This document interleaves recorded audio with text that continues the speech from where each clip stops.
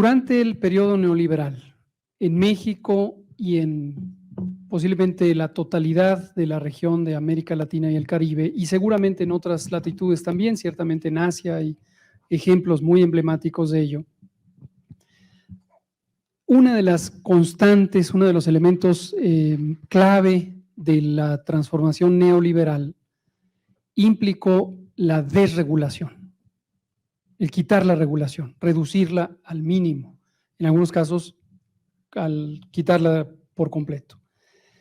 ¿Por qué razón? Porque la rectoría del Estado, la rectoría de gobiernos soberanos emanados del pueblo, de la voluntad popular, justamente lo que representa es la capacidad de una colectividad, de un Estado nacional o multinacional, de tomar el control de su propio destino y de poder encontrar los equilibrios más convenientes entre las necesidades individuales, que en ningún momento se deslegitiman, pero versus las necesidades colectivas, y esos equilibrios son cruciales para poder conservar no solamente una supervivencia básica, sino el potencial desarrollo con bienestar que necesariamente es distributivo.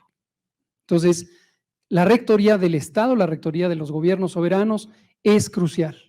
Por eso fue un blanco, ha sido un blanco del proceso neoliberal para poder quitar, desmantelar todo elemento de control hacia este proceso de acumulación de capital en primera instancia y de control sobre cualquier medio de producción de las distintas materias de producción, desde la producción primaria, básica, y con las expropiaciones de tierra. Ahorita me voy a referir a cosas que ocurrieron en México, de desregulación en ese ámbito, hasta la regulación de los servicios.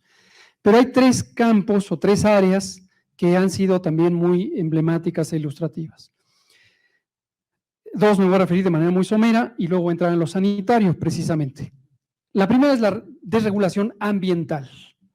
Para poder tener un control, una expropiación, un usufructo de la naturaleza, los capitales globales y sus reproductores en capitales nacionales necesitaban desregular lo que había como elementos de seguridad ambiental.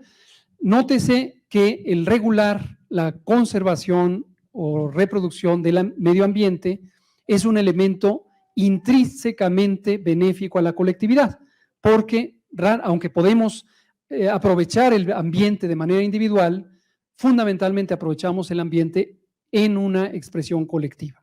El aire puro, los mantos de agua puros, la fauna, la flora, los suelos, los mares, etcétera, todo esto generalmente se utiliza en forma colectiva.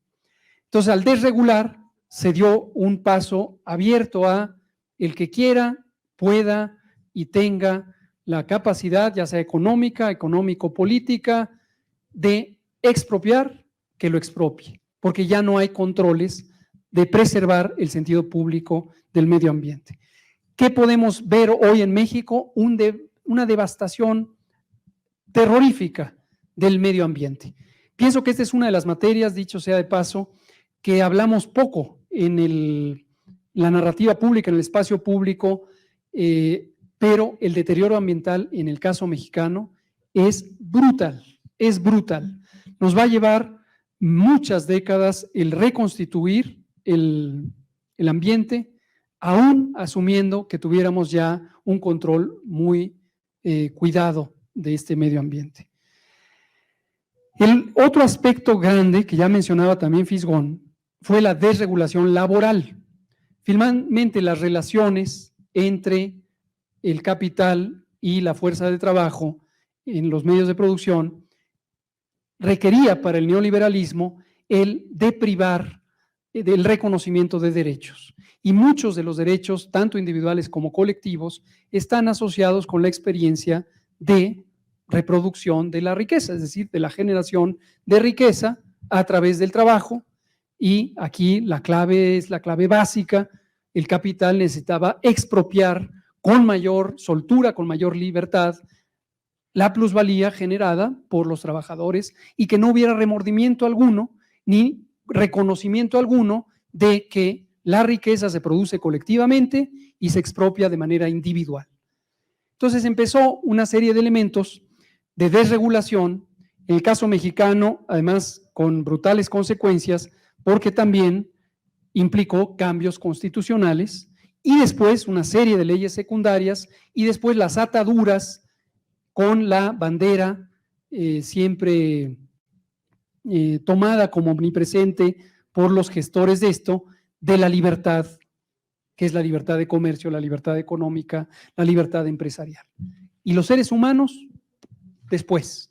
Entonces, todo lo que en el siglo XIX fue la construcción de una cultura y una narrativa a través de las luchas sociales relacionadas con el trabajo, se empezó a desprestigiar.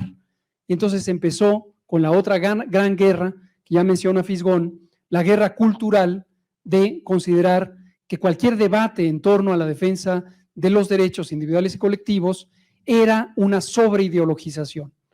Y la proclama de que la ideología se había suicidado y que ya no había ideología, lo que había era realidades objetivas que tenían que ser analizadas por las personas técnicas, pero los derechos, bien gracias, a un lado.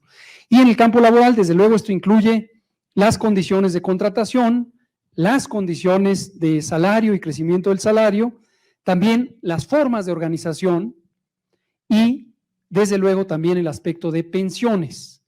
Me relataba un compañero hace unos días, en esta semana, que parece que se inquietaron un poco cuando mencioné los consultorios adyacentes a las farmacias. Ahorita voy a retomar eso, pero me ayudaba a recordar un proceso que, relacionado con el tema de pensiones y seguridad social y atención de la salud, se dio en los años 70 tardíos, 80 tempranos, en donde en las instituciones públicas se empezaron a hacer ofertas de seguros privados. El capital financiero global empezó a expandirse o buscar una expansión al final de los años 70, principios de los 80, y entonces el primer gancho, el primer anzuelo fue que en los niveles directivos, en los niveles gerenciales de instituciones privadas, se empezó a ofrecer, y este es un compañero que trabajaba en la UAM y además estaba en la organización sindical, y dice que una mañana llegaron y les dijeron: aquí está tu tarjeta del seguro. Pues yo no contraté seguro. No, es el seguro privado, ya se pactó con el sindicato y ya. Entonces empezaron a sustituir el espacio de la seguridad social pública porque había la oferta de seguros privados. Y empezaron a enganchar de arriba para abajo en la jerarquía institucional, y después vino todo el proceso en donde sendas organizaciones gremiales empezaron a aceptar el proceso de reversión de cuotas que llevó a la descapitalización en su momento del ISSSTE y también del Seguro Social. Entonces, revertir las cuotas es: ya no pago mi tarifa, ya lo que hago es que me la den y yo me voy a un seguro privado, porque además ya está aquí y está contratado. Y después vino, y ahora entro a lo sanitario, pero hago el puente con la seguridad social, vino este proceso donde el golpe grande fue lo de las aseguradoras del fondo del retiro, las AFORES, las administradoras de los fondos de retiro, y la creación de la CONSAR, y todo ese proceso en donde al final una parte muy grande de la sociedad le tomaron por sorpresa, le tomaron por asalto, y se dio cuenta que le habían estafado, porque ahora tiene una cuenta individual cuyo potencial de capitalizar algo que le dé una mediana capacidad de supervivencia después del retiro es mínima, cercana a nula, porque ahora quien capitaliza esos fondos son las grandes financieras privadas, en su mayoría globales, lo cual implica además una destrucción también, o un atentado a las soberanías nacionales, porque la riqueza es extraída de manera directa desde la persona trabajadora hasta el fondo de capital.